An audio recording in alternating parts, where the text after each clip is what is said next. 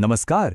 कभी सोचा है कि एक पारंपरिक त्योहार, मॉडर्न साइंस और पढ़ाई में कामयाबी, इन तीनों के बीच क्या कनेक्शन हो सकता है? सुनने में थोड़ा अजीब लगता है ना, लेकिन आज हम वसंत पंचमी के इसी गहरे राज को खोलने वाले हैं, जहां संस्कृति और मनोविज्ञान एक दूसरे से मिलते हैं।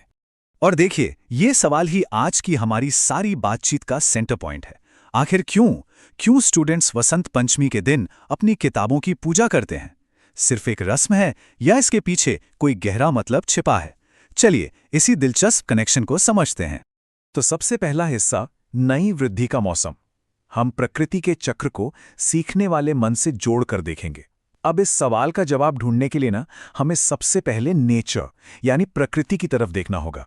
ये समझना होगा कि आखिर ये त्योहार साल के किस वक्त आता है और इसका हमारे मन पर, हमारी सीखने की ताकत पर क्या असर पड़ता है।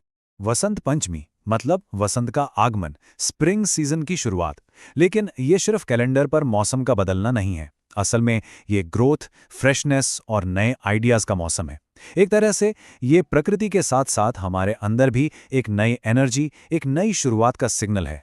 और यहाँ एक बहुत ही कमाल का आइडिया छिपा है। जरा सोचिए, जैसे वसंत में धरती पर नए फूल खिलते हैं, हर तरफ हरियाली और ताजगी होती है, ठीक वैसे ही एक स्टूडेंट का दिमाग भी इस मौसम में नए आइडियाज और नॉलेज को एब्जॉर्ब करने के लिए सबसे ज्यादा तैयार होता है। मतलब बाहर जो हो रहा है वही हमारे मन के अंदर भी हो रहा है। ये एक खूबसूरत पैरेलल है ना? तो ये तो हुई नेचर की बात। लेकिन वसंत पंचमी का एक और बहुत गहरा पहलू है जो सीधे सीधे ज्ञान और पढ़ाई से जुड़ा है, और वो है ज्ञान की देवी मां सरस्वती का प्रतीकवाद। चलिए इसे समझते हैं।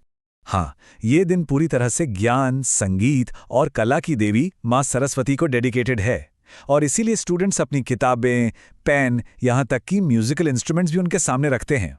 अब ये सिर्फ एक रस्म नहीं है, ये एक तरह से सीखने की प्रोसेस में क्लैरिटी और डिसिप्लिन पाने के लिए आशीर्वाद मांगने का तरीका है। तो सवाल उठता है कि देवी सरस्वती आखिर किन चीज़ों का प्रतीक है? वो है ज्ञान यानी नॉलेज, विवेक यानी विजडम, ध्यान यानी फोकस, और रचनात्मकता, क्रिएटिविटी। और अगर आप गौर करें तो यही वो चार चीजें हैं जो किसी भी कामयाब स्टूडेंट की फाउंडेशन होती हैं। तो इस तरह से देखें तो ये पूजा सिर्फ एक बाहरी रस्म नहीं रह जाती, बल्कि इन क्वालिटीज को अपने अंदर लाने का एक पावरफुल संकल्प बन जाती है। ठीक है, तो अभी तक हमने कल्चर और सिंबॉलिज्म की बात की, लेकिन क्या इन पुरानी मान्यताओं के पीछे कोई साइंटिफिक बेसिस भी है? चलिए अब बात करते हैं प्रेरणा के विज्ञान की, यानी एक साइकोलॉजिकल स्प्रिंग की। देखते हैं कि साइकोलॉजी इस मानसिक वसंत के बारे में क्या कहती है। और जवाब है हाँ, बिल्कुल है। इसका कनेक्शन सीधा हमारे ब्रेन की केमिस्ट्री से है। देखिए, साइंटिफिक रिसर्च ये बताती है कि स्प्रिंग में जब दिन लंबे होते हैं और धूप सादा मिलती है, तो हमारे शरीर में सेरोटोनिन जैसे फील गुड केमिकल्स का लेवल बढ़ जाता है, और इसका सीधा असर हमारे मूड, मोटिवेशन और मेंटल एनर्जी पर पड़ता है। मतलब हमारा दिमाग सचमुच सर्दियों की सुस्ती से जाग जाता है और नई चीजें सीखने के लिए तैयार हो जाता है। और बस यही वो पॉइंट है जहां सदियों पुरानी परंपरा और मॉडर्न साइंस आकर मिल जाते हैं। ये जो मान्यता है ना कि इस समय शुरू की गई पढ़ाई ज्यादा इफेक्टिव और लॉन्ग लास्टिंग होती है, ये सिर्फ एक विश्वास नहीं है, इसके पीछे एक ठोस साइकोलॉजिकल और बायोलॉजिकल वजह भी है। तो ठीक है, ये मेंटल और नेचुरल एनर्जी तो बढ़ गई। अब इसको सही दिशा देने के लिए स्टूडेंट्स कौन सी खास रस्में निभाते हैं? चलिए अब बात करते हैं विद्यार्थी के प्रतीकों की, यानी सीखने से जुड़े कुछ खास अनुष्ठानों की। इनमें से एक बहुत ही खूबसूरत परंपरा है अक्षर अभ्यासम। इस दिन बहुत से छोटे बच्चे अपनी जिंदगी का पहला अक्षर लिखते हैं, और इसके पीछे की सोच बहुत गहरी है। ये इस बात का प्रतीक है कि अगर ज्ञान का पहला बीज सही समय और सही विश्वास के साथ बोया जाए तो वो जिंदगी भर ताकत देने वाला एक मजबूत पेड़ बनता है। और हाँ, एक चीज और, पीला रंग।